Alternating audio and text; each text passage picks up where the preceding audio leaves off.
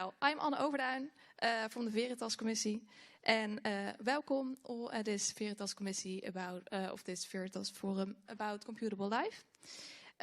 It's good to see you, and a special welcome to the speakers of tonight.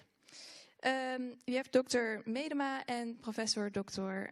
Huck, and they will be further introduced by our moderator of tonight, Professor Zeilhoff. He's the chair of organic chemistry here at the WUR, and his interests focus on surface-bound bioorganic chemistry and bio-nanotechnology. And he will lead this conversation tonight.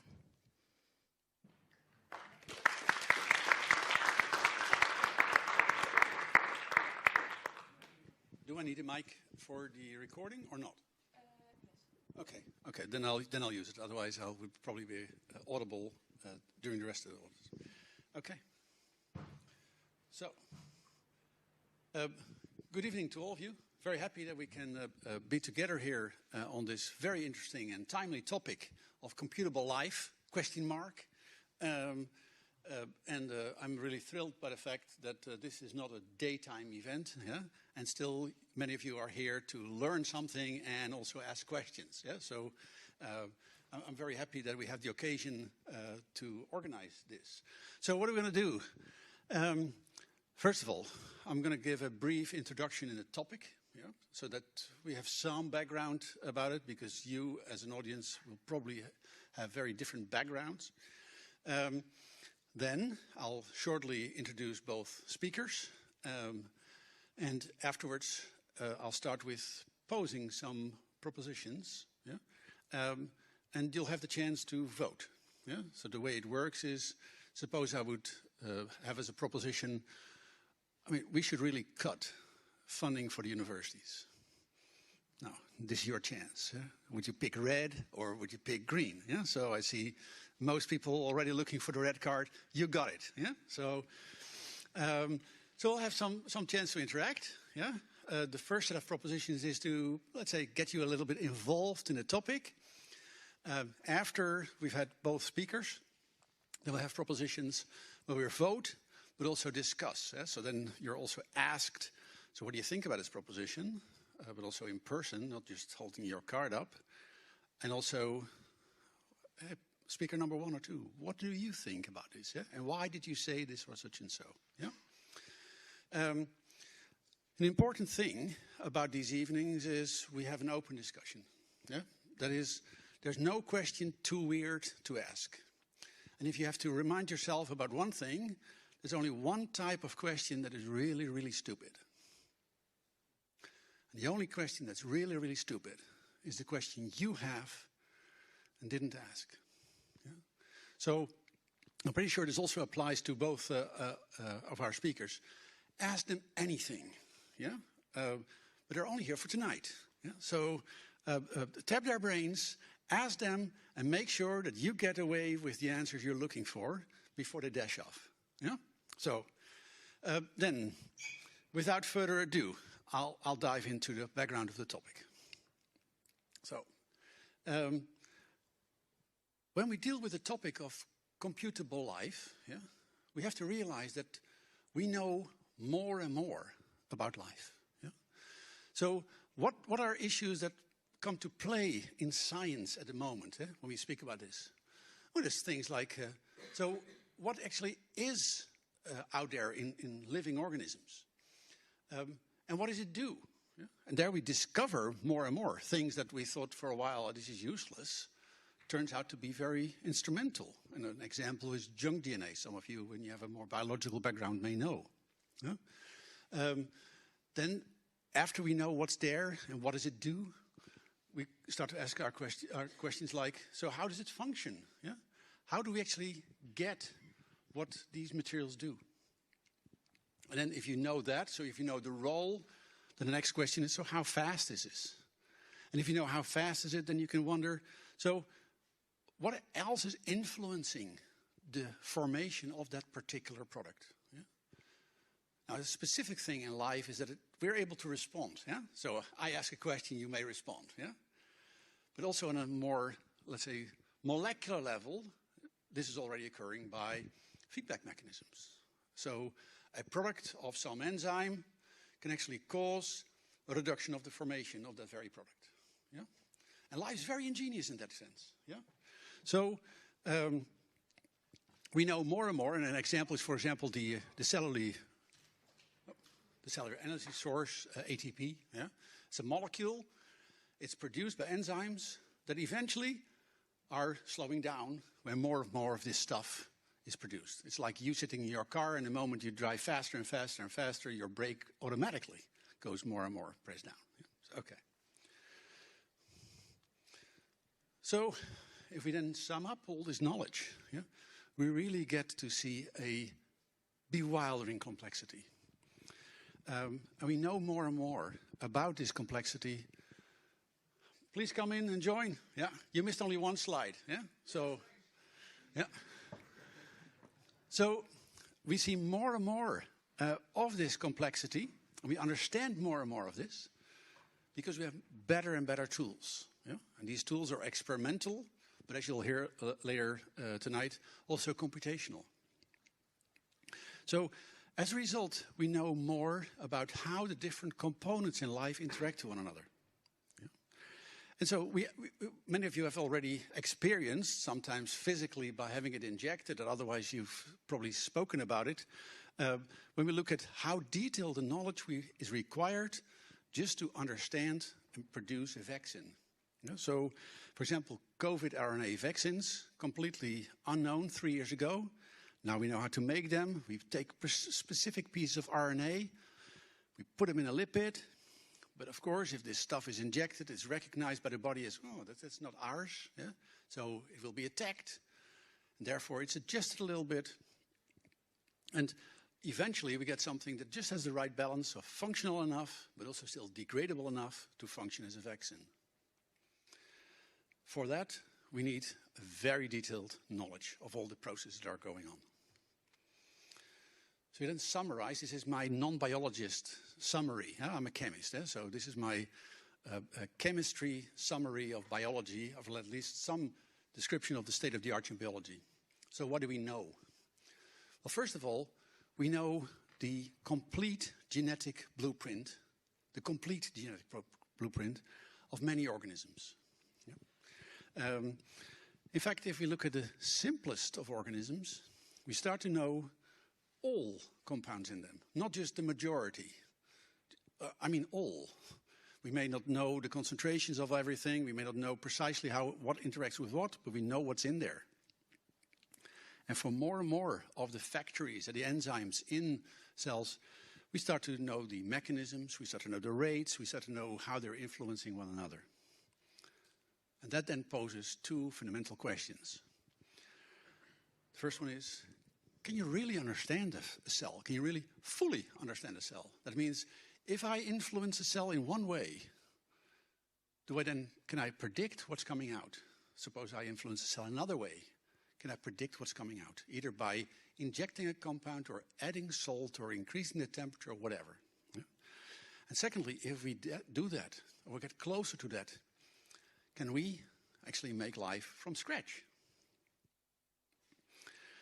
So then we come to the question, so what is knowing? You may wonder, what is knowing? I know what I know, right? But let's take a recent example.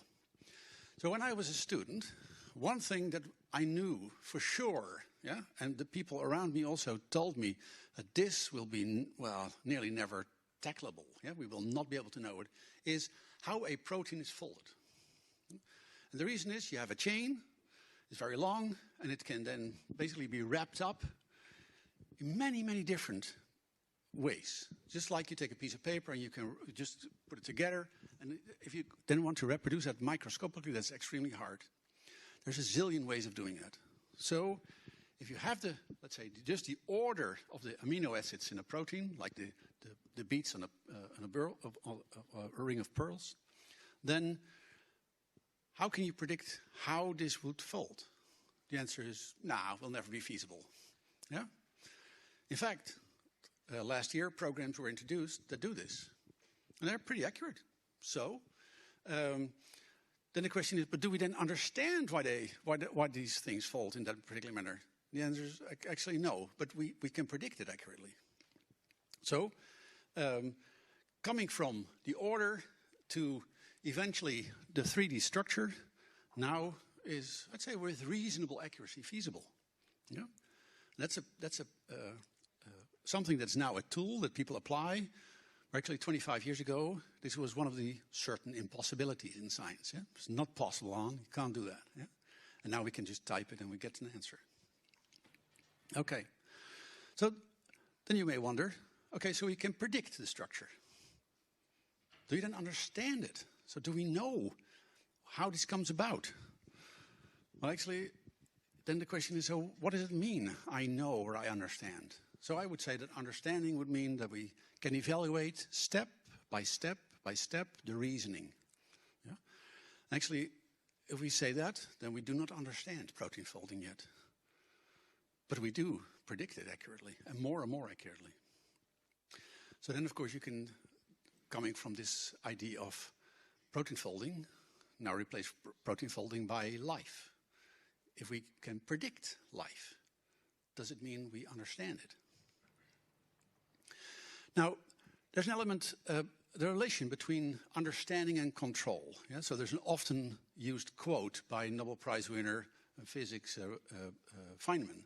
And he says, what I cannot create, that I cannot understand, that I do not understand. But now suppose that in a cell we can control, or even we can create. Does that mean that we also understand? And then the question is, and that's an ethical question, so should we want to control something we don't understand?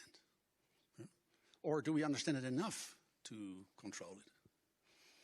And how do we define whether you have understood it enough to want to control it, to have deserved to control it, so to speak? Should we aim for total control?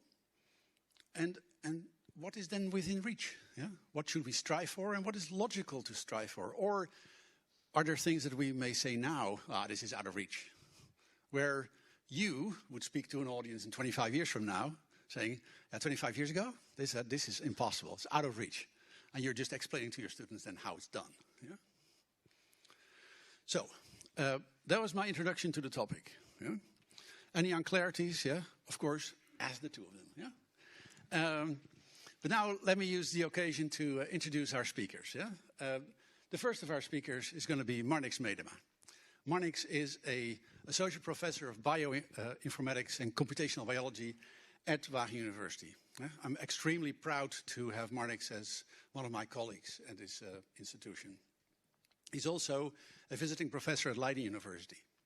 And Marnix has the honor, apart from his expertise, to also be the most cited assistant. He was the most cited assistant professor, not anymore because now you're an associate prof.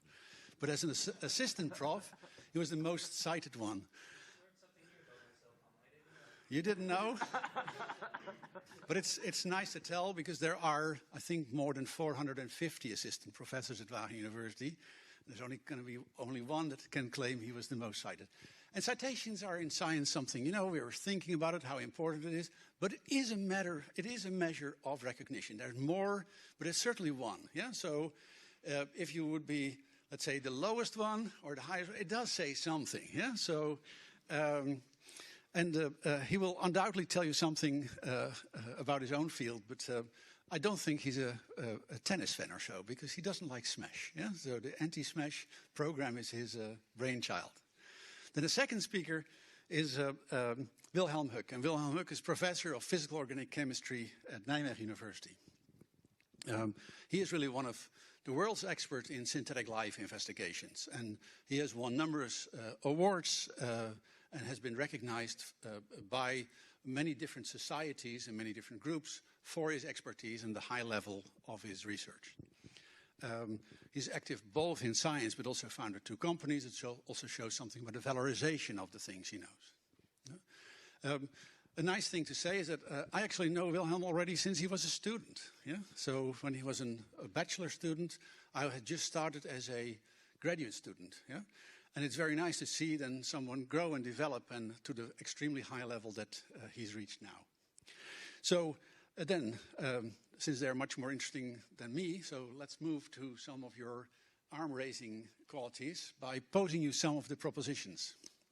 So we're going to do 4 of them, and I'm just going to ask you what do you think about them. Yeah? So there we go. There are 2 per slide. Yeah. So the first one, in 2050, we will be able to construct synthetic cells from abiotic components. That's 28 years from now. Yeah? So what do you think? Yes or no?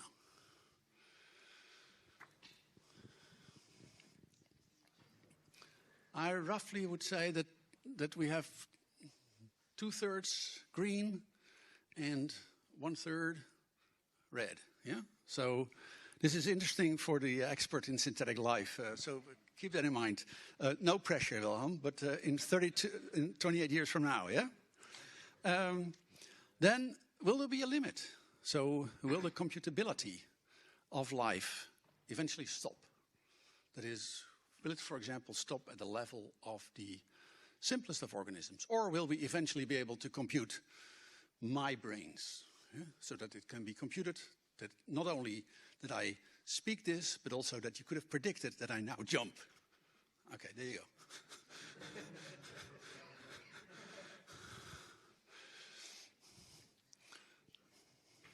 So the majority thinks I still have some free will, yeah? But there are some people that think that actually it will not stop, eh? So that people can predict it fully. Okay.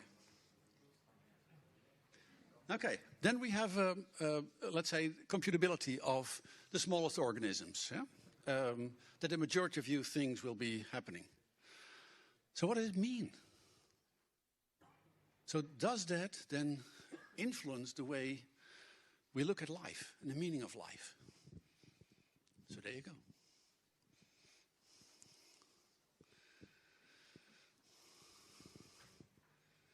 It's about 50-50, yeah? So if we would be able to compute it, yeah, then the meaning of life, according to half of you, is fundamentally changed, while the other would say, no, it's roughly the same. Okay, good. Finally, I'm really looking forward to the moment that life is completely computable.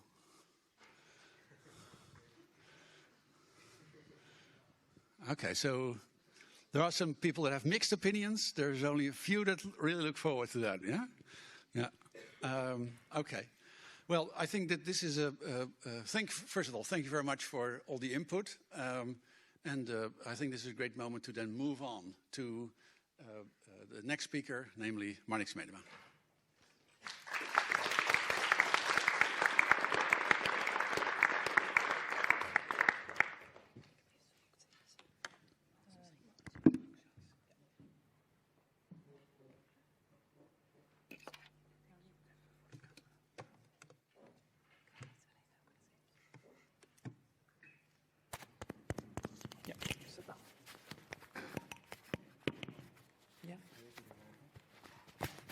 Ja hoor.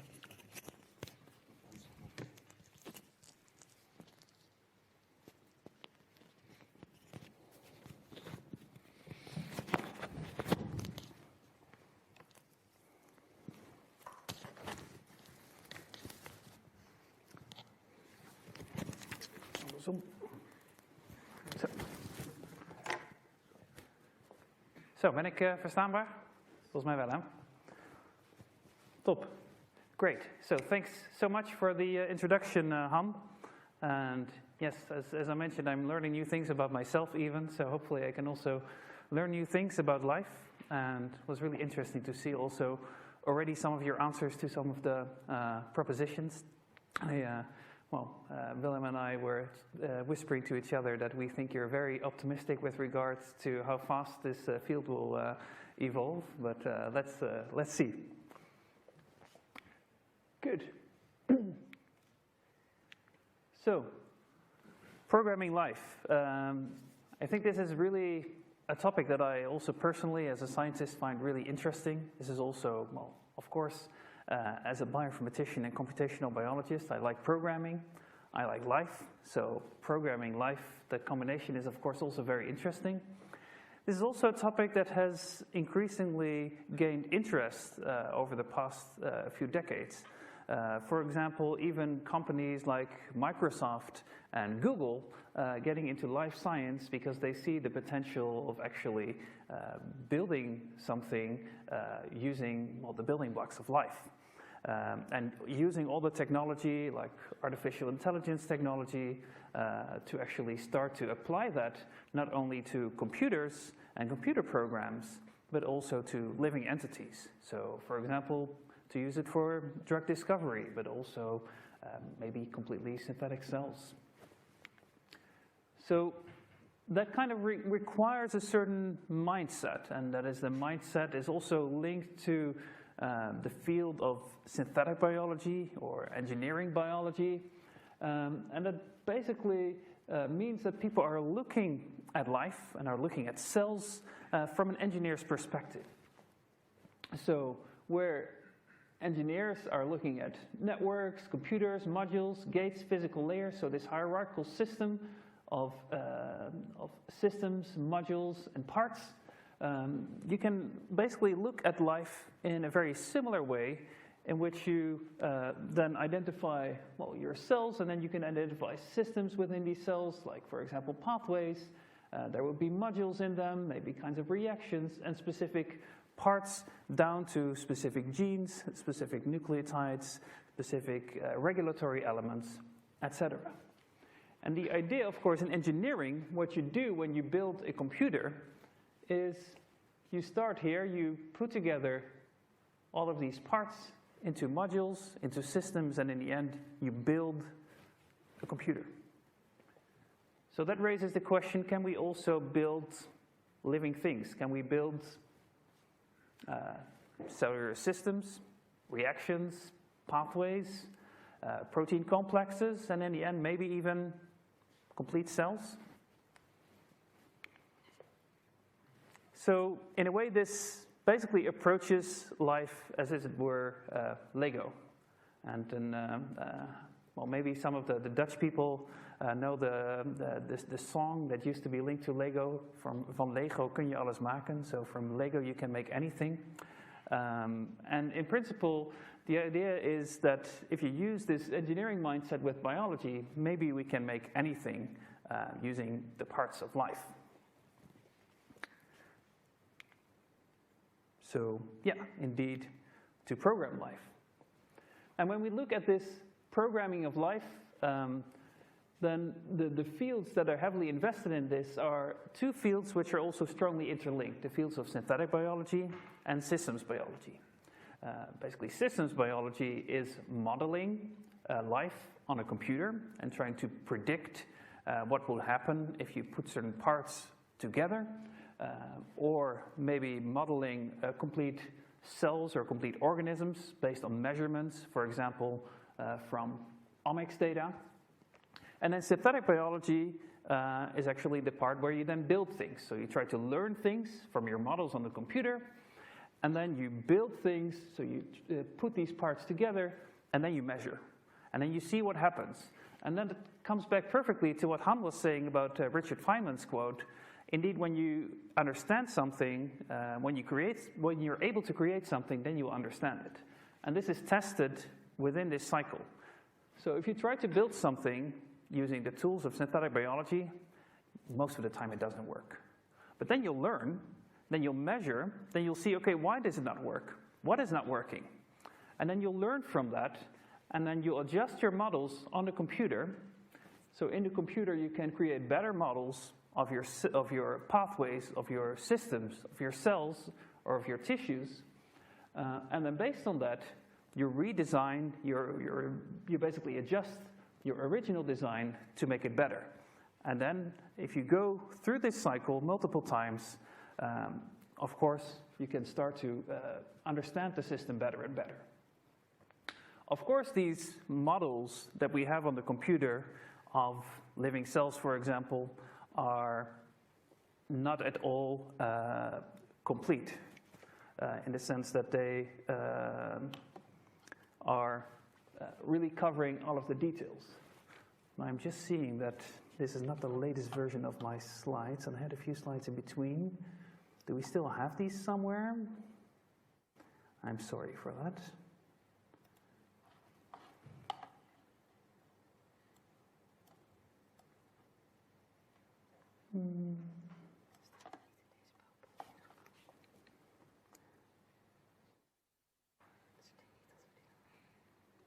Okay, I'll do it without, no problem.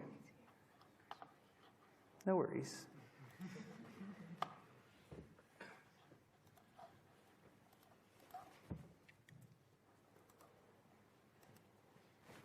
I think a good speaker should be able to say something without slides.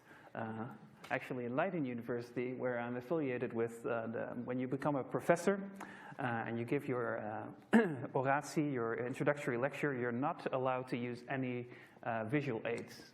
That is because they think it is very important that professors are able to use the spoken word without any visual aids to really tell a story. And I think, well, they may have a point. That being said, maybe that's a nice link also to some of the things that we're doing in my research group. So, for example, what we're doing is we try to look at individual pathways. So if you look at engineering, biology, engineering life, and modeling life on a computer, you can basically divide that into 3 levels. So the lowest level would be engineering and understanding parts. So for example, making a better protein. The second level would be creating modules and systems. For example, building a protein complex or a metabolic pathway.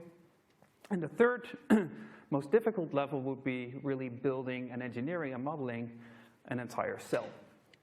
So if you look at the field of synthetic biology, I think basically the frontier is now at this second level where people are currently trying to put together, let's say, 20, 30, 40, 50 different parts into a functioning system which actually works the way you modeled it on your computer. So it works in the way you expect it. So what we do in my research group is we try to identify, for example, pathways of interest using computational genomics. So for example, we identify the genes and the gene clusters, so groups of genes that together encode the production of drug-like molecules, like antibiotics, for example. And then what you can do, you may find these in some weird organism from the deep sea, from some sponge, for example. And then you can take those genes, you can read them in on your computer, and then you can computationally redesign them. So you basically keep most of the amino acid sequences the same, but you change all the nucleotide, the codon usage, so which combinations of 3 letters are used to become optimal for production in E. coli, for example. And then you remove all the regulatory elements, all the promoters, terminators, everything that regulates the gene expression. And then you replace that by completely synthetic machinery that then makes sure that these genes are being expressed under given conditions and also in the right stoichiometry, so that you have, for example, always 3 times as much of enzyme A versus enzyme B, because that is what's needed for a functional pathway based on their catalytic efficiencies. So you can take such a gene cluster, you can load it in your computer, and then you run this model, and then what comes out is a completely synthetic version of such a system. And then you can also try to, at some point, if that works, replace parts. So you have a system that comes from some life form. You can load it onto your computer, you can express it in E. coli, and when it works in E. coli, then you can start to modify it. For example, by replacing one enzyme by another to make different chemistry. So then you can not only reproduce this whole cellular system like a metabolic pathway, but you can also start to engineer it to make things that we want it to do. And that, of course, is getting close to, at least at this cellular system level, coming to an understanding of these systems. Of sometimes it needs multiple dozens of parts so that we can really steer and control them, like Han is saying. So, for example, to make new drugs that could help us combat antimicrobial resistance. And of course, then in the end, in the far future, what people are really excited about is, can we really model not only these 20 or 50 parts, but maybe within a few decades, would we be able to model complete cells in silico? One of my PhD students is really fascinated about this, and she's really determined to lead a research group to do this within the next 40, 50 years. And she's basically saying, well, if once we get quantum computing right, we may be able to do this. Because at the moment, if you look at mechanistic models, we can model proteins, and then we can, based on these models, we can engineer them by putting them together in new ways. We can also model protein interactions. But of course, if you have a cell, you're talking about, well, thousands of different proteins, membranes, DNA. Of course, it's horribly complicated.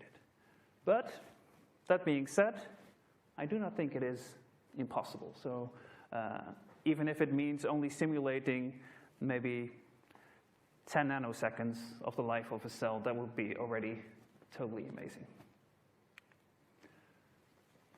So then if we're able to do these kinds of things, of course that raises all sorts of interesting questions. Han already referred to the question like, should we want to control this? A question that I also often hear when we try to play with life and engineer life is, are we playing God? And of course this is especially perhaps maybe an objection that people have who believe in God, like me. Nonetheless, I'm not really convinced that it is really a problem.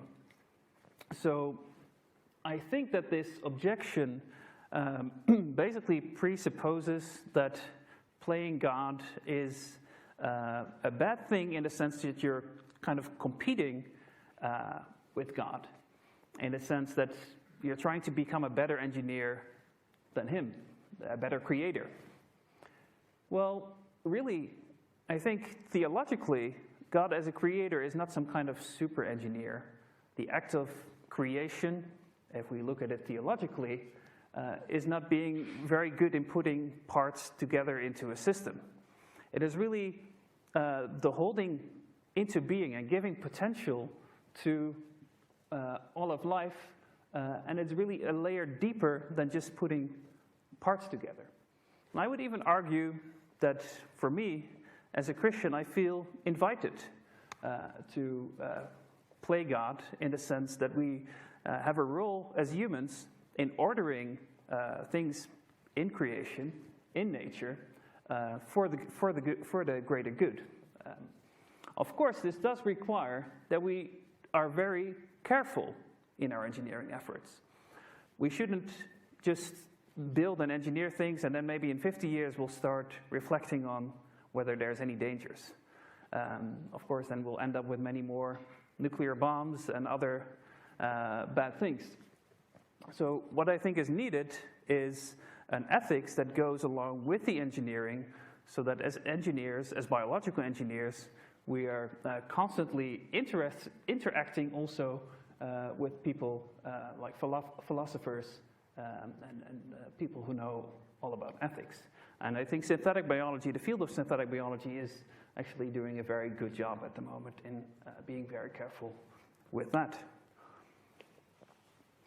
Another question would be, is the re-engineering of biology through computing, is it unnatural? So that would be another objection why we should not do it. Maybe we're trying to make all sorts of things that are really not natural. I mean, that's not supposed to be there, and why should we make it? So I think this kind of presupposes that that biology in a way, or that technology in a way, is foreign to the human nature. So that you have human nature on one side, and you have technology on the other side, and technology is unnatural, and whatever is human is natural. I think, to be honest, this is not the way I see it, because what actually distinguishes humans for example, from most animals, is actually our link with technology. I'm here with glasses. People even, started to invent a wheel, shovels, bows and arrows. What is really typical about humans? It's that technology. Isn't there anything more natural about humans than using technology? I think it's one of the most natural things about human nature, one of the most typical things about human nature. Of course, again, this doesn't mean we shouldn't be careful, but I do not think technology is unnatural per se in any way. So there is no categorical difference between a synthetic cell and a club that you use to hit some kind of animal, I would say. Then, of course, we get, finally, and this is my last slide, to what about simulating human intelligent life?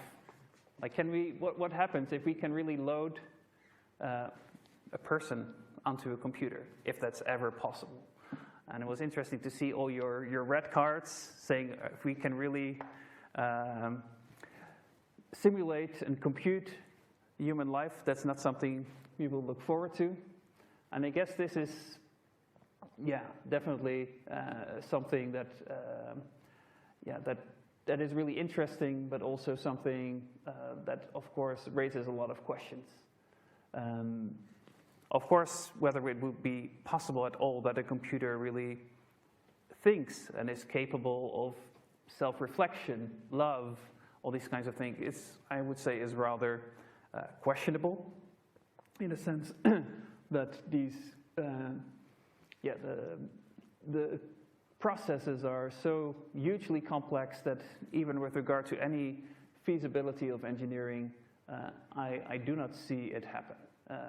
Nonetheless, theoretically, I'm also not sure whether it will be completely impossible, because in a sense, of course, I would say that the human intelligence, of course, is not matter. It cannot be reduced to matter, but it is kind of, loaded onto matter, let's say. So it's in and on our brains. We notice if something's wrong with our brains, something happens to our psyche as well. So in principle, in theory, it could be loaded onto something else. But of course, this would be light years away, and I think, humanly speaking, that human nature would very much earlier destroy itself compared to getting here ever. So with that, I think I'll give the floor to you, Wilhelm.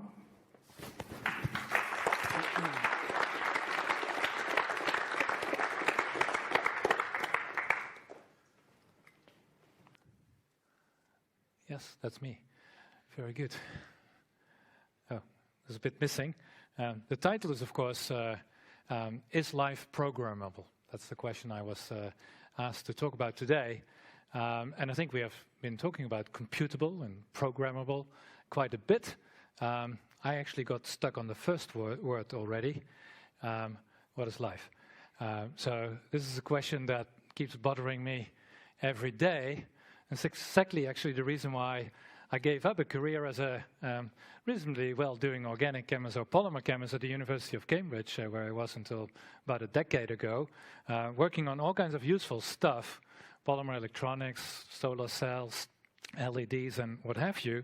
But it's kind of a simple problem to work on compared to worrying about what is life. So my group in Nijmegen ponders all day about what is life.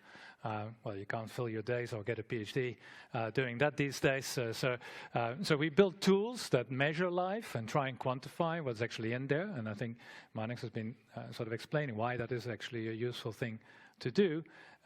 We're also trying to build life from its building blocks. And I'm sort of really pleased to be in this very young and optimistic audience, where you say in 2050 we will have such a synthetic cell built from abiotic building blocks. That's fantastic. I would be glad to see it. It's not an easy challenge, I can reassure you. But okay, so simpler things we try as well. Make systems that look a little bit like life. That's already a little bit easier. Or try and figure out where it actually comes from. I'm not going to talk today too much about the actual things we are doing in our group, because I don't think we have so much time to go into so much detail. But at least a couple of things I wanted to share with you, because what is life is actually a surprisingly difficult question that we have been asking for, well, millennia. And I think the reason why we are interested in working on it, because I do think that with the current state of technology and computer science, we at least have a better chance of addressing the question better than we used to do, say, 1,000 years ago, although I'm sort of disclaimer, we don't have better answers yet. So what is life? If I ask the biologist, they will probably come up with something like this, right? So this is E. coli, or a drawing made by David Goodsell of E. coli, and that's what most of you would recognize as a living thing. It's a single cell. Everything is made out of cells. All living systems are made out of cells. So that's great, but as Han already told you, I'm a chemist. So this, to me, looks bewilderingly complex, and there's really not much that I, as a chemist, can immediately start doing. So if I would say, what is life, then I'm going to crack it open and see what is in there. And in there is this. So this is also E. coli. These are all the enzymes, so these are the dots, and the enzymatic reactions that together make E. coli do what E. coli does. So, wow, that's fantastic. But then as a chemist, I would say, I have no idea how this works. I have no idea where it comes from. I have no idea why this actually works. So how can we start programming life, if this is life, when we don't have an idea on what this actually really is? And I think that is a major problem, because all the complex networks that Marnix was just mentioning, he said he did about 30 or 40. Well, that's just a small corner of the network. So imagine you have to do all of this and figure really out what that thing is doing, let alone understand what it is doing. So that's a very challenging problem. The really big challenge is because I think that this is not an engineering problem. If you approach it like an engineering problem, you could say, okay, we just start at the bottom left corner and we work our way through all these different components until we have rebuilt it. I think that is going to be extremely difficult because, all the black bits are missing. That's the reason. So on the left side, it said, life is not a machine. So Descartes said that already, or actually he said, actually most living things are machines. Actually, the only thing that is not a machine is your brain. But I think actually none of it is a machine. So this is a mechanical duck that looks like a machine. But as you sort of will understand, living systems are not machines. And that kind of means that it is not an engineering problem. Because it is not a machine, there is no blueprint, it is not something that you can buy in IKEA and it comes with a little booklet and you say start on page 1 and then you just start hammering away and at the end of the weekend you're really sweaty and all that and you have something that looks like a bookshelf or something. It's not like that. So we do not have a blueprint of a living system. Which also means for those of you who are going to build this cell in 2050, where are you going to start, right? There's no blueprint that tells you combine A and B together. Start with DNA, or start with lipids, or start with metabolites, or start with nucleotides, or start with proteins. You have no idea. And I can reassure you, if you put it together in the wrong order, it probably won't work. And then you have a gazillion components that can all be combined in random orders. It's a problem of sort of complexity that we don't know how to tackle at the moment. Now, that doesn't mean that you can't do anything with these systems, and I have only one slide on that, but it's very clear that Marnix was already explaining this. It doesn't mean that you can't use life as a computer, as a machine, to compute something for you. I won't sort of discuss this in too much detail because I don't know enough about it, and others know much more about it, but it's for sure that you can use synthetic biology to introduce computing elements that are based on logic elements into living systems, and then your output is, of course, not an electron, or it's typically a photon, right? You have a light-emitting protein or something. So that is the kind of computation that people do. However, So that is one thing. I was more interested in sort of can we then actually also build it? And of course you would say, well, people have already built a synthetic cell. Craig Venter did this a decade ago. So this is a paper that I assume many people know. So this is the first synthetic organism. It's oops, oh, that's nice. Look at that. Oh yeah, it's difficult to control. So Syn1A or Syn10, I think it's called. So this was the first synthetic organism. I think the title of the science paper is The Creation of a Bacterial Cell using a Synthetic Genome. So there's a fantastic paper with a very misleading title because it is actually not the creation of a cell. The cell was always there, and it's actually also not really a synthetic genome as in synthesized by man. Actually, yeasts synthesize the genome because we can't actually synthesize a piece of DNA that big. But still, they did make this massive genome, which is essentially the genome of Mycoplasma mycoides, plus a little bit of quotes from James Joyce, I think, and a few proteins missing. And they transplanted this piece of DNA into another cell, which already contained its own DNA. And then when it started to transcribe this DNA, eventually it was essentially replaced internally. So when the cell divided, one half becomes the original cell and the other half becomes this new cell, the synthetic cell. So this is by far the most amazing experiment I think that mankind has ever done, I think. But still, it's not the creation of a living cell, right? The system was always alive. So actually we work with the Craig Venter Institute. We have Syn10, Syn3A, Syn3B, all the sort of minimal genomes that they made, they're growing in our lab. What we are trying to do is smash them apart and put them back together again. It doesn't work, by the way. So I have no slides on that. Actually, the PhD student after 3 years is now close to giving up.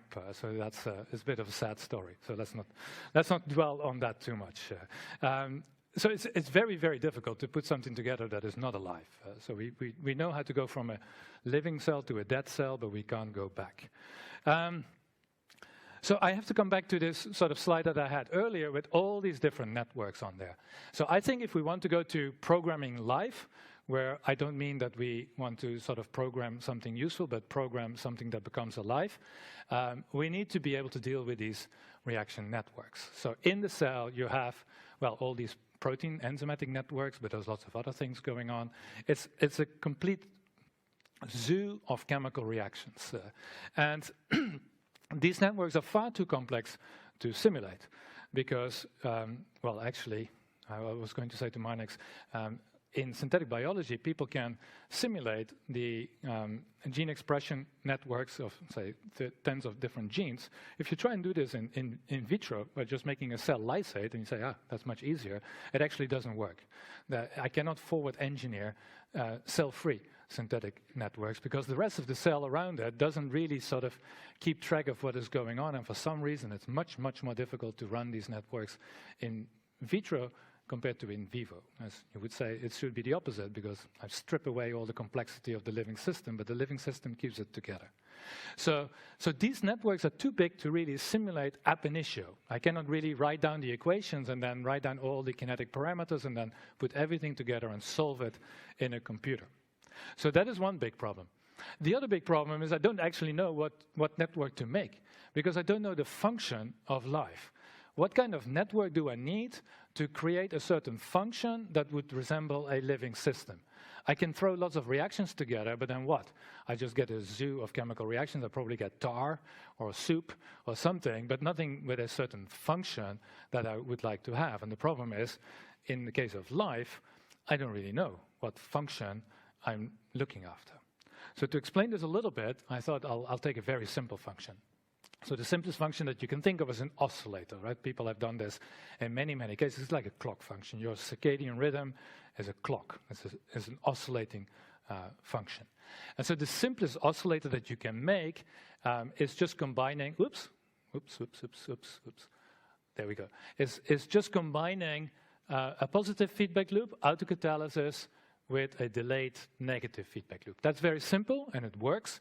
If you do this in a reactor, then you get an oscillating system. So trypsin concentration goes up and down, up and down.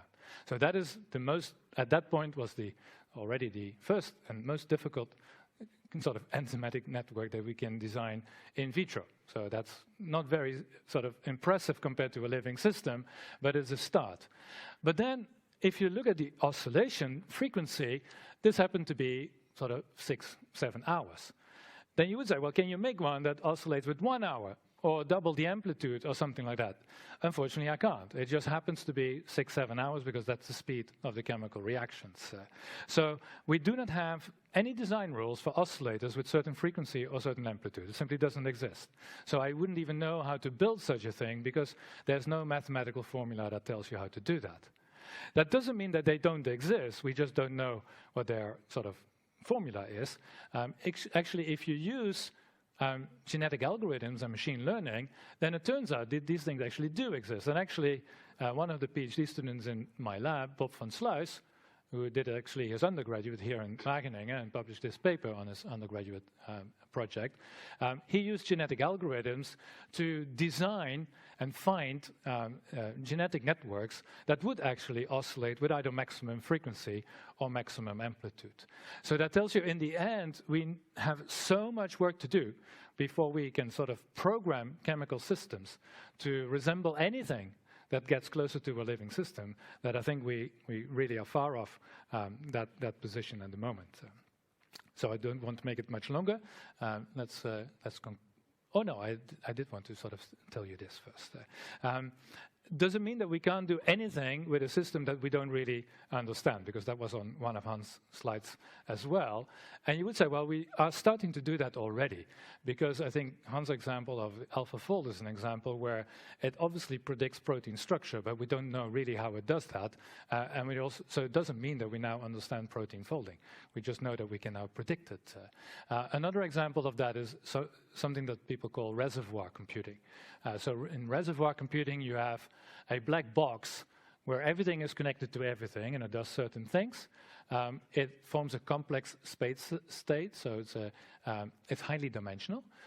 You have some nonlinear interactions, so chemical reactions would typically be a good thing, but it could be in a software program as well. You have some fading memory effects, so it means that whatever happens doesn't really linger around for a long time. And you separate your input signals, so you have different input signals that go into the system, they don't interact with one another, and they provide some output, typically an electrode that you read some current. And it's a black box, and your neural networks in the computer figure out what the thing is actually doing. Amazingly, actually, so people normally do this in silico or using quantum dots or something very fancy. Actually, a soup of chemical reactions is capable of doing exactly that. So we have a system in our lab which is called the Formose reaction. It's just formaldehyde and glyceraldehyde and pH, high pH, and you cook it up for a little while. And actually, what this system does is it generates lots of different compounds. So, whoops, where are we going? It generates sort of tens of different compounds. We can measure each of those, quantify how much there are. And I can then find some kind of linear transformation to map the output back to the input. And once you do that, yes, you have a complex state space because you measure 50 different sugar compounds. Yes, you have nonlinear interactions because they're chemical reactions. There's a fading memory effect because we run this in a flow reactor. And there's separation of input signals because this network responds in very sort of complex fashion to whatever we put in. And actually, I won't show you the details, but we can actually use this Formose reaction now to do pattern recognition. So that means that I can tell a soup of chemical reactions, whether this is a picture of a cat or a dog. And even better, the dream for every chemist, Han, you will agree with me, I can now do speech recognition with a Formose reaction. So it means you can talk to your molecules, and if you train them well enough, they actually can predict what you're going to say next. So that, I think, is enough to end the presentation today. Let me say, I think we can program living systems. That's what synthetic biology is doing every day, and they're getting better and better at it. We can probably program using living systems. So that means I'm going to put more logic functions in genetic elements, for example. But but we can't program life. So the simple reason is because we don't know how it functions. We have no idea what the purpose of life is, and so I think it will be very difficult to program something that then will become alive. So that's my statement for tonight. Thank you.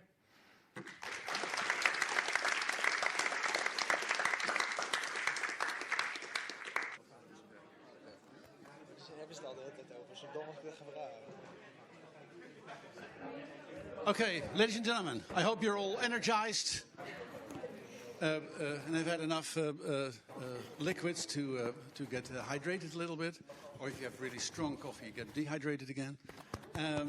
But after the fantastic introductions to their topics by both speakers, now you know almost everything there's to know. Yeah? So that means now you can have a say about a few of the things that we thought were useful to propose, or ask questions about it. So we just had 4 propositions where you asked, what do you agree, yes or no? Yeah? And then you had actually, apart from your yes or no chance to further comment on this. Now we're going to do one step further. Yeah? It's like evolution. We do something, we repeat, but we evolve also slightly. So here we're going to vote and discuss. So the first proposition is, life is not yet computable, but it will be in 20 years from now for the simplest of organisms. So first of all, vote. What do you think?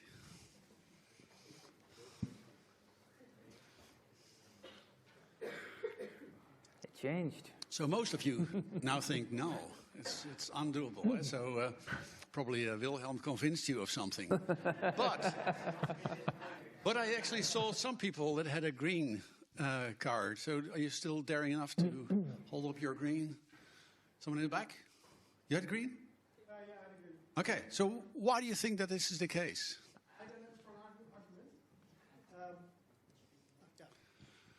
argument. I don't really have a strong argument. I'm not an expert in this field, obviously. But I think it's plausible in some way. When you look back in 2002 and what was possible with technology by then and how far we've come 20 years later, who knows what steps we might take in the coming 20 years. But the question at the beginning of the lecture was 8 years difference. So I'll give that the benefit of the doubt for 2050, but 2042, I don't. It's, really optimistic. You're optimistic. You're more optimistic than in the previous one. That indeed was a little further. Yeah. So now, then the question. Can I say something about this, Han? Yes, of course. Go ahead. I'm reminded of myself. 11 or 12 years ago, I was a starting PhD student. I was super excited about synthetic biology, and I visited San Francisco, the laboratory of Chris Voigt, who was and still is one of the big pioneers in synthetic biology. And I wrote a perspective article that got published in a nice journal, where I was basically arguing that we should do this with biosynthetic pathways to build like 10 component or 20 component pathways. At that time, I was really convinced, 1 or 2 years, right? We can do this. Now we're 11, 12 years further. We're maybe almost there. And that's talking about, indeed, maybe just 1 or 2 dozen components. It's just proven incredibly difficult. When you start putting, if you have 2 or 3 components, it's very easy to predict what's happening. But if the more components you have, the more interactions you have, and that increases exponentially. So if you have 2 times as many components, there's at least 4 times as many interactions. So if you go to these systems of like 20 parts, there's just so many things that can go wrong, and they will go wrong. So, we're getting there now maybe for 20 components. There is now some really, after a lot of iterations, we're starting to have more success. But then the route from 20 components to 5,000 or maybe 20,000 components we're looking at, if we are looking at a complete E. coli cell. Yeah, that's, of course, if you, again, keep in mind that the complexity increases exponentially, it would be millions as times as complex as a 20-component system. Of course, our knowledge will also, and our expertise will also increase somewhat exponentially, but I think by far not as exponentially as the complexity. Did you want to say something? I was going to say two things, actually, if I may. The first thing is that I would always say the same thing if I would be applying for a 10-year research grant, because obviously otherwise nobody's going to give you the money. But then after 10 years, I would write down exactly the same thing again. So it's always 20 years from now, right? So the other thing is, I think you would probably not do it in the same way. So if you try and build a system module by module, and you make it bigger and bigger and bigger, it's an almost endless task. It's too complex. So I think what you will need to find is a way to combine experiments with sort of generating a lot of data on the system, where you measure the system really, really, really well, and then use machine learning or AI kind of approaches where you are able to simulate, but I think the problem is you will not understand necessarily why it is functioning, but you have a very different tool of building it. So the problem there is that we don't have, at the moment, tools to measure at sufficiently high throughput the sort of enormous amount of data that we would need. So, but I think my approach would be, being an experimentalist, I would say, let's try and find ways of generating those data more efficiently. That would be my take. You can come to me when you have them. I'd love to work with them. Now I would actually take a minority opinion and actually join you in saying, well, perhaps not 20 years from now. Yeah? But you guys reason from the available tools. And we don't have the tools. So at the moment we do not have it and we cannot see the tools. But we've also seen in science such staggering development of completely new tools. That why would it be such a fundamental issue? Yeah, so one of you already mentioned quantum computing. Well, quantum computing certainly is going to change computing in a completely different way. But also, yes, you have a very difficult set of, let's say, complex problem. Why would there not be feasible? Why wouldn't it be feasible to cut that problem in different sort of pieces that can be solved bit by bit? What's so fundamentally different about life that wouldn't be feasible? Yeah, my opinion is we don't know what the function is. So I cannot ask questions about sort of how to compute something that would be living when I don't actually know what function is life. So how did it go from a non-living system that evolved into something living? Why would it do that? It's not thermodynamically driven. Is it information sort of processing driven, but we don't understand how that works? So there's something missing there at a level where I think if we don't understand why abiotic systems apparently go towards living systems, then we don't really know what we are looking for. I think that's part of the real problem. Well, yep. Students first, eh? Yeah, short reaction. I completely understand when you say 2050 is way too optimistic with all the experience from the past and the things we have available for now with which we can research the things. But on the other hand, the optimist can get things done on which the pessimist wouldn't even be wanting to start on. So when you say 2050, nah, we're never going to get there, we'll take it easy. It might take 40 more years until we can get it done when we could have gotten there 40 years earlier. Is that a comment you want one of them to respond upon?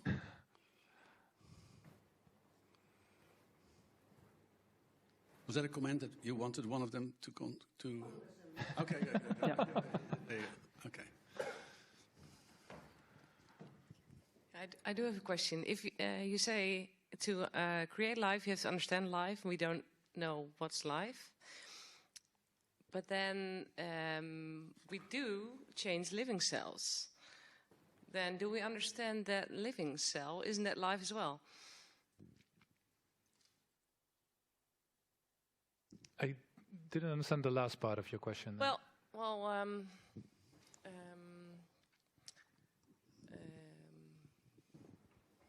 zeg maar het formuleren van je cellen.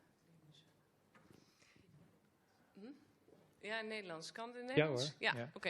Je hebt, om het leven te begrijpen, zeg je, je kan niet iets tot leven wekken wat niet levend is, want we begrijpen het leven niet. Maar we passen wel, je zegt het enige wat we wel kunnen doen is levende cellen aanpassen. Ja, dat doen we dagelijks, denk ik. Ja. Dus, ja. Maar begrijp je dan daar wel genoeg het leven voor om de cellen te kunnen aanpassen? Duidelijk wel. Let's Sorry. also satisfy the So people if we can reprogram cells, which we can, that suggests that we understand it well enough to be able to do that. Why would we then not understand sort of what life is and go from a non-living to a living system? That's kind of what you're saying, right?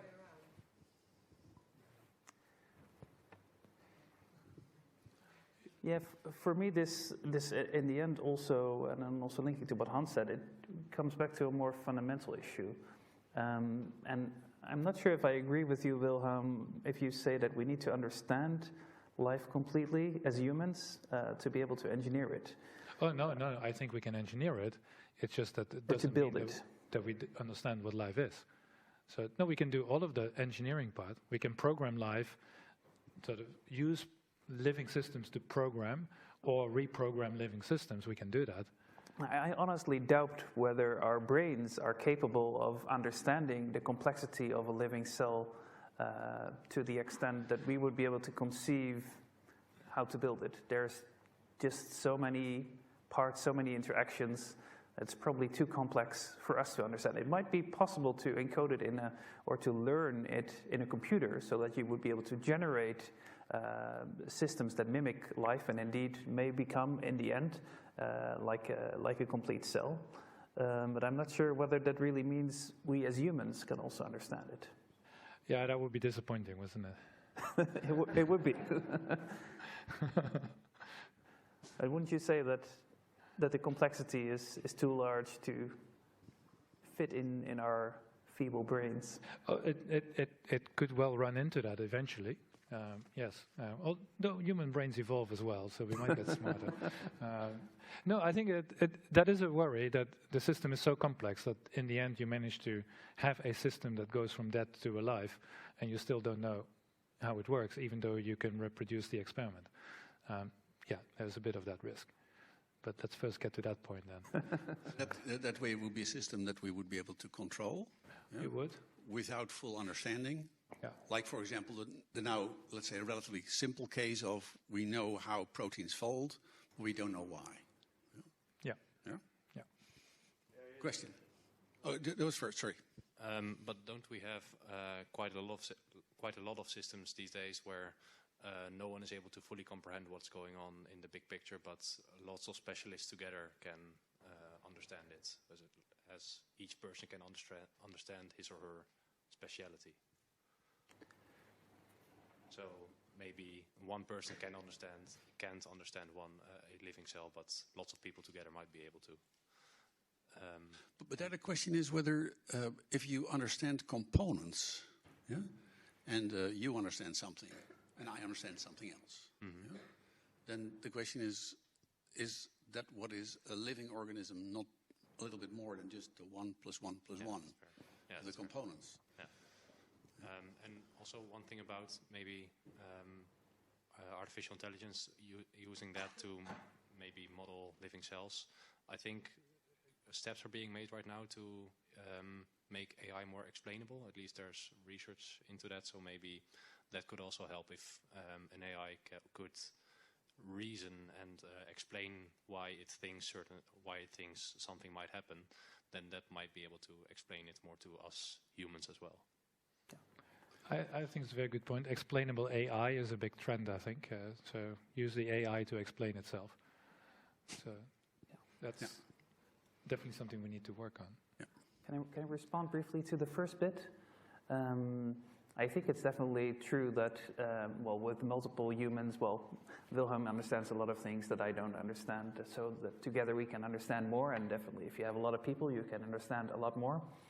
But I think there's also a fundamental problem in the sense that if you look at the way we understand cells, the way we understand life, we understand it in very anthropomorphic terms. So we understand it like, okay, we have components. We understand it in a very similar way as basically the household appliances and all the stuff that we build ourselves. So we look at components, systems, and we look at in a very human way at the systems that we see in cells. And well, to some extent, that is how it works, but it's also much more complex in the sense that, well, all these modules and parts, etc., they're floating around, they're interacting with a lot of stuff out there that we do not traditionally see as part of that system, because we say it's either part of the system or it's not part of the system. And in fact, everything is constantly physically and chemically interacting with everything. And there's, I think, therefore also a layer of complexity that surpasses what we can model in the way we basically also describe biological systems.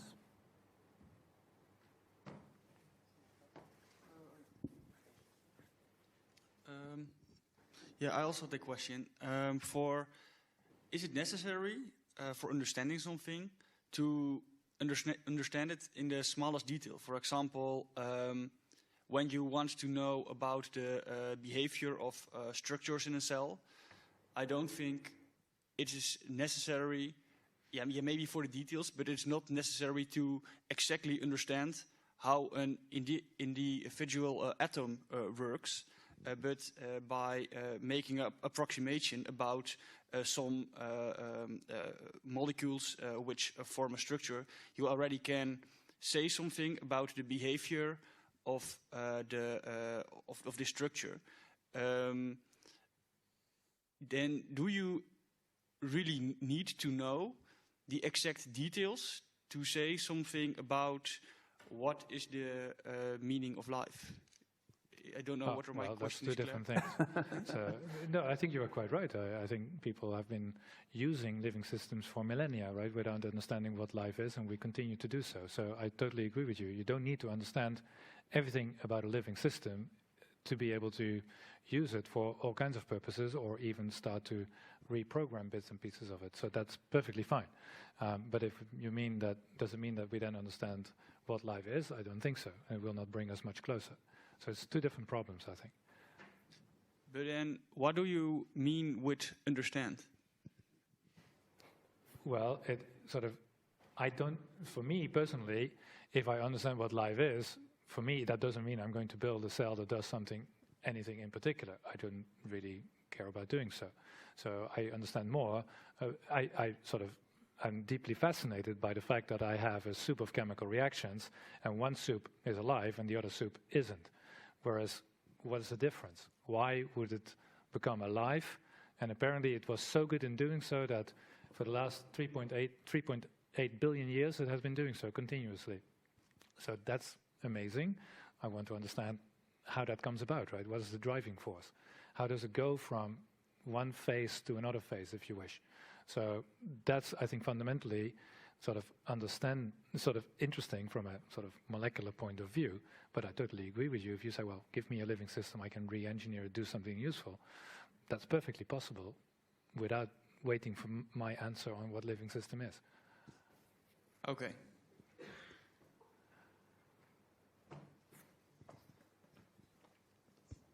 Thank you. I was wondering, so you're talking about in your work, to Mr. Huck, in your work you're trying to rip apart cells and trying to build them back together, and even trying to make an abiotic synthetic cell. So what if it does work? You actually make a synthetic cell completely made of abiotic components. Can you still call that life? Or is it something else entirely? Oh, the abiotic components, you mean as in we'll replace a membrane with polystyrene or something? Yeah, there's no hope. don't even try and do that. That's pointless. There's only one living system that we know on Earth, and they all look very similar, right? They all have DNA, RNA, proteins, ribosomes, lipids. So and then you say, well, let's not do that, let's do something else. That doesn't seem too logical to me. So I think it must be that these are the building blocks that create a living system. So let's try and understand that one first, and then I can retire and you continue.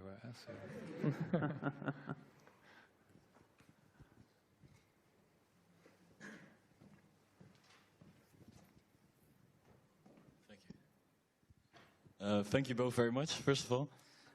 I have a question to Wilhelm, because the question we just started from, I think, was what is the fundamental limit to the computability of life? Why is it especially for life? What's the fundamental limit? And your answer, Wilhelm, was that we don't know the function of it. Now, I'm not into programming, and I'm guessing this is a term that is applied in programming.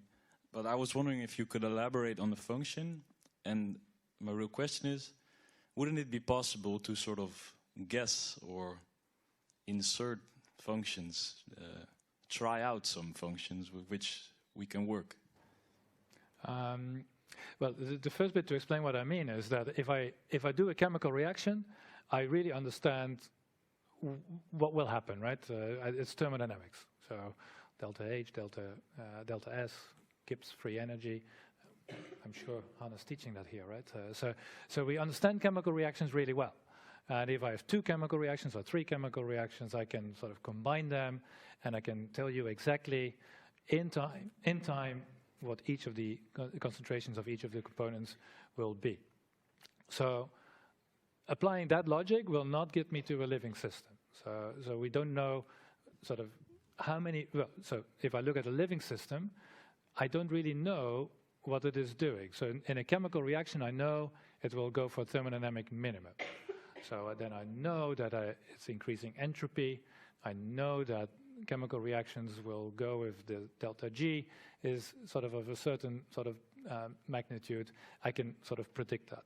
But the living system, I don't know if it is striving towards thermodynamic minimum, because it isn't, right? Thermodynamic minimum is dead. That's when nothing is happening anymore. So it stays away from thermodynamic minimum.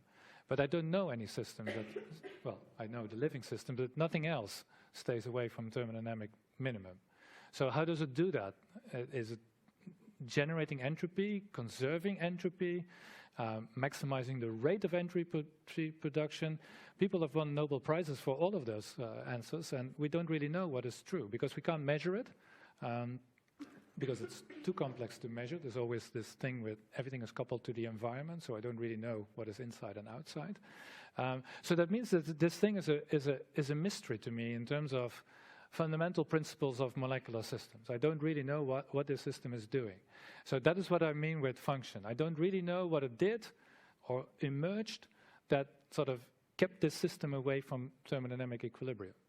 And so that makes it so very, very difficult to think about designing something that will do it, because I don't know when I'm even close. So with another analogy, if you take the oscillator or predator-prey, you get so-called limit cycles. So if you look at sort of hares and foxes over years, they form sort of a pattern there. So in our oscillator, if you're close enough, then the system will jump onto the limit cycle, because that is where it wants to be. So this system has sort of it's not a minimum, but it's a dynamic state, but that's what it wants to be. So life is a state like that. And so what I hope is that if you get close enough, it will find itself. It will sort of become alive. So the ideal experiment that I would like to do is say, I take a living system, I take 1 molecule out, I check, is it still living? Oh, it's still living. 2 molecules out, is it still living? Yeah, it's still living. 3 molecules. I keep doing that until I say, nah, died. And then I quickly put that molecule back again, and then see if it sort of restarts again. So that would be an ideal experiment to probe what this system is trying to do, right? How it sort of tries and stays in this state that we call alive. But I can't do the experiment, so yeah. So that's sort of to go back to your function. So I don't know what I need to do to sort of nudge the system closer and closer and closer to this state. So there's no, yeah, that's what I mean with it. Thank you very much. But following up on this, a living cell in let's say, in connection with its environment, as long as it's living, will overall create a lower free energy than when it's dead. So if it would not lowering its free energy in conjunction with its environment, nothing would happen. But something is happening, so there must be a driving force. But then So you have the problem. Well, okay, I can take. you essentially take the whole planet, and the whole planet must be going sort of downhill. Unless you put in energy, but then, which is the case. But locally, it managed to compartmentalize itself and separate itself from that rest of the environment. So then you have an even harder problem, because then it's not only what is happening inside, but there must also be a certain rate of transfer to the environment and from the environment. But it must be, otherwise the system would be dead. Yeah, there you go. So it becomes more complex all the time. It's more complex, but let's say the thermodynamic driving force must be one of the elements of your function. Yeah, so that's why some people call it sort of information transfer. It sort of produces information, but again, if you then go back to the chemical reaction, it becomes really difficult. So it becomes really difficult. Yes. But is it impossible? So far, I think yes. Yeah, good. Okay. Perhaps it may be a good idea to move on to a next proposition. Yeah. So we came already to the idea of playing God or not playing God. So the proposition would be: mankind does not play God upon the construction of synthetic life. So there you go. Vote.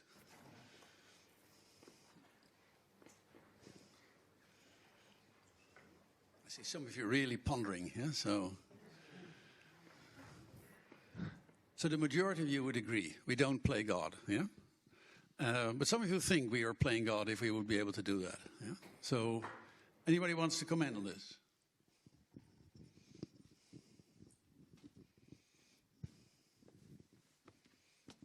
Yep. Hang on, your mic will be coming.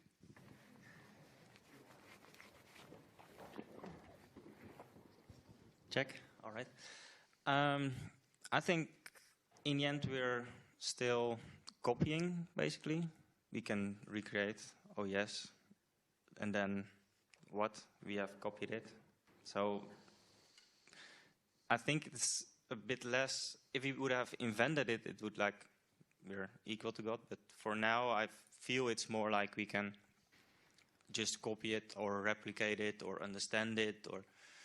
But is there actually, can we add stuff in the end, or do we hope to add stuff or make it better? Well, that I think we're already doing. If I understand, that part is, let's say, being on track. Yeah, tuning it and improving it. But is it improving? It's not really something new, right? The system is the same. We utilize it on a better way, maybe, but not fundamentally a better process or a more efficient one. Or well, if let's say the routine. Perhaps you want to say something about your antibiotics stuff. That may be an illustration of this. In what way? Well, the way you can tune the metabolic pathways to make systems produce something better or more. Yeah, in principle, yeah, you can make them better. For example, in the sense that they're more useful as drugs, for example. So some antibiotics are great antibiotics, but they're also toxic, or they're not very well taken up by the body. So you can start to chemically modify them by modifying the biosynthetic pathway to make better molecules. But on the system itself, how it functions, do we expect any different way of doing it than nature is doing it by themselves? Or well, the principles are definitely still derived from what we see in nature. Well, perhaps a nice example, but I'm not sure whether that's what you mean, is a few years ago the Nobel Prize of Chemistry was given to a lady that developed ways to modify enzymes to do something that they would naturally not do. Yeah? This is a process called directed evolution.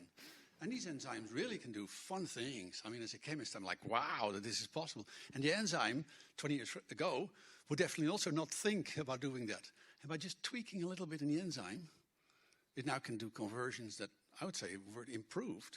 Because what it could do is to go from A to B, and now it can do from C to D, from D to E. So, yeah. But it is building upon that huge, already existing thing. And so tuning, we get better and better. Yeah, but I'm more on a lower level. I don't want to get in a huge discussion now, but we still use the same tools that we're given by nature, and that we use the tools to make different appliances. But can we, if we, for example, develop a new or a different way of life, is that expected to be possible, or do you think we will always stuck to the systems we have now? Yeah, I think, two things. I think the origin of life, I think we don't really know. So if you say, well, as long as you stay with current life and you tinker around with it and improve it, change it, etc., you will be comfortable. But I wouldn't be comfortable if you now said, oh, well, we didn't have life and now I created it. I think that as a scientist is a amazing sort of a question. And so that's, as a scientist, that's what I want to understand, how that happened. If you say, well, I already know how it happened, it was an act of God, he created it, that's perfectly fine, but then as a chemist, I really, that's not really helpful, right? So that we can't do that. Then I think... As a theologian, well, I'm not a theologian, but I think most theologians would also not find it very helpful. Yeah, I'm not a theologian. And then you say, okay, and then where do we start? Because I decided that is what we want to do. Then, of course, I could start and say, well, let's take, as I said before, polystyrene and lots of other things. But I don't know any life form that uses polystyrene in the membrane. So why would I do that? Because I was explaining that everywhere in the universe, we know only one form of life, and that's actually the form that we already see around us. So to then say, well, I assume that chemistry can do anything, and so we can create living systems out of anything, is not really helpful, because I don't even understand how we got to this life form. Then I think when you look in space, chemistry is the same as on Earth, right? The rules of chemistry or physics don't change. So you will find on every rock, comet, planet, you'll find the same molecules. So they might be a little bit different and slightly different compositions because the conditions are a little bit different. So it might be a bit warmer, colder, more sun, UV light, etc. But kind of the same molecules will be formed. So I imagine that if there is life elsewhere in the universe, it will pretty much look very similar. And I mean, the DNA might be a little bit different, and maybe it chooses different bases, or it will be, in details, it will be different. But I don't think it will be radically, completely, utterly different that we wouldn't even recognize it as a living system. I don't think so. And the reason why I don't think so is because I think there must be something that inexorably goes from non-living to living, because 4.1 billion years ago, the planet was cool enough and had enough water and enough building blocks to at least do some chemistry, and 300 million years later, we had life. So there must be something that really goes very rapidly from pretty much nothing to first living systems. So that must be something we can try and find. And so all other things, I don't even know where to start. So that's why I stick to this bit, because I have to clasp onto that sort of thought, because hopefully that is something that we can study. All other things I can't study. So yeah, then we're back to theology, I guess. So. All right, thanks a lot.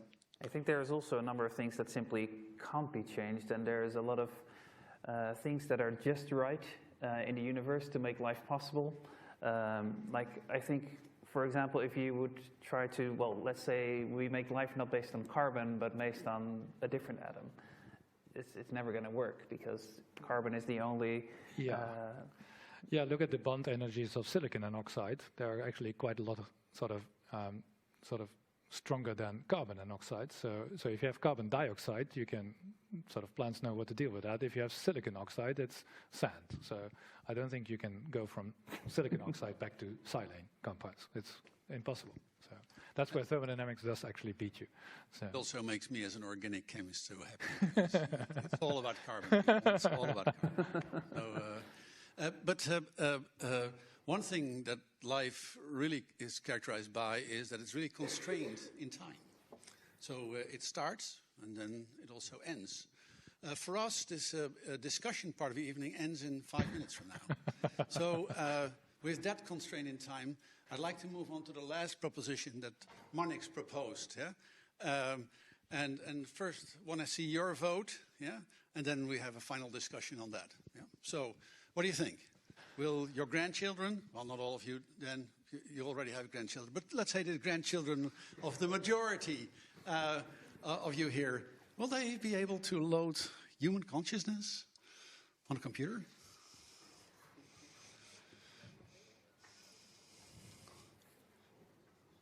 So I see mostly that people are not so optimistic about it. But I see some people that think that that could be possible. Yeah? So who can I ask to comment on this? And I'm actually curious, Marnix, what you think yourself. Yeah?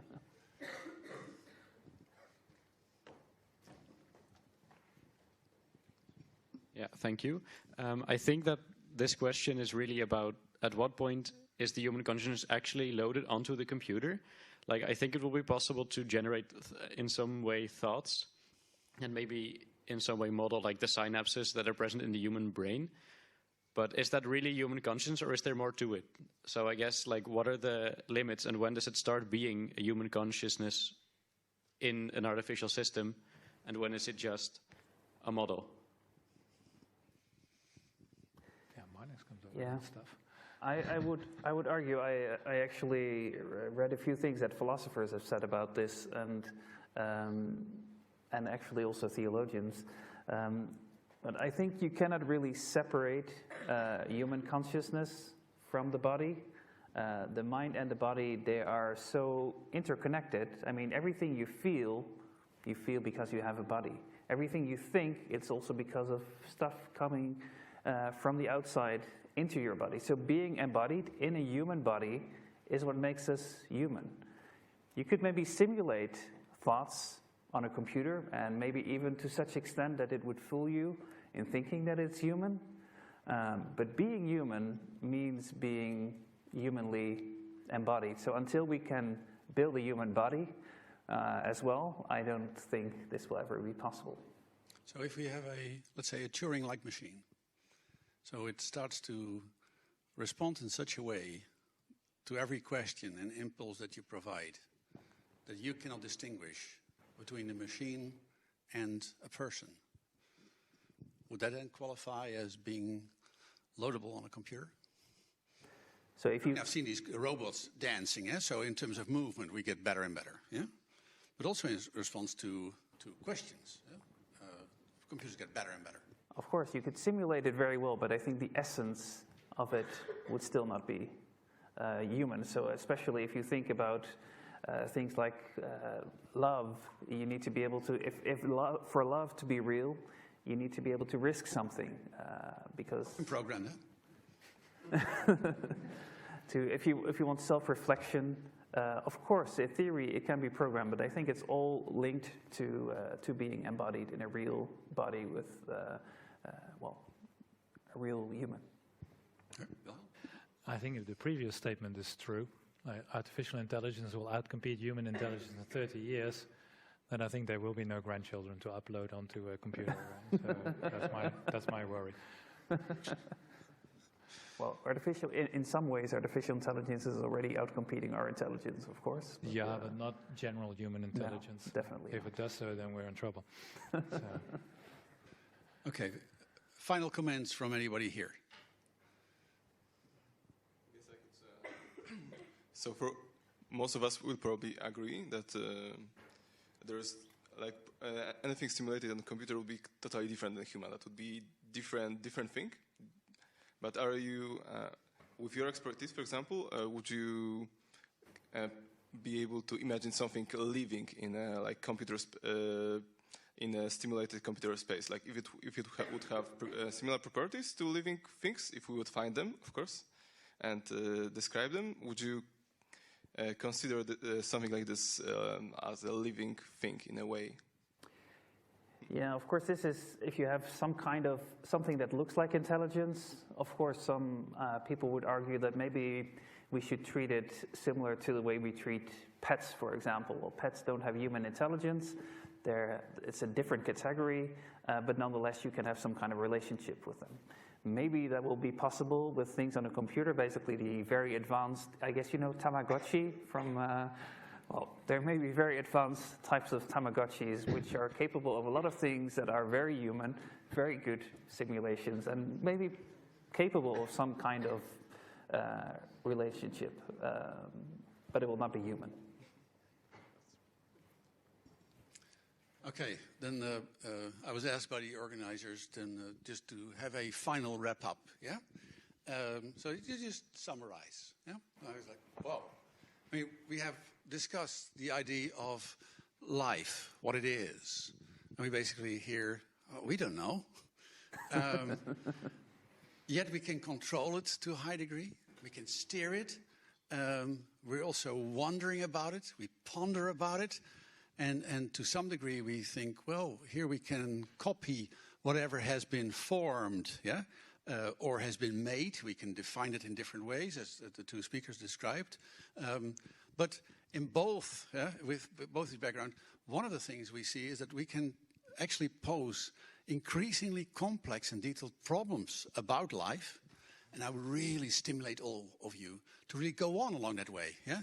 And so that we perhaps can ask in 60 years from now better questions that perhaps cannot answer all the things that we've put on the slides or that we proposed, but at least come one step or two steps further. With that, I'd like to wrap it up. I'd like to thank both of the speakers for their fantastic contributions. And before I go on, Thank you.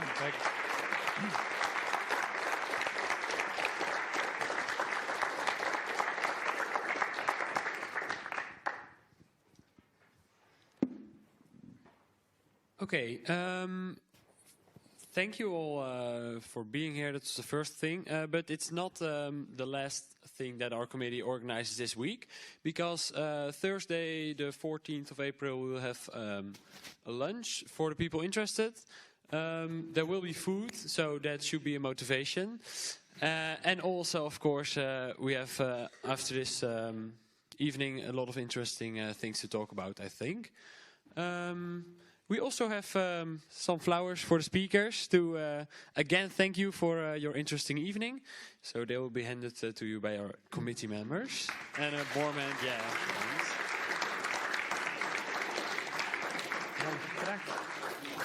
Thank you.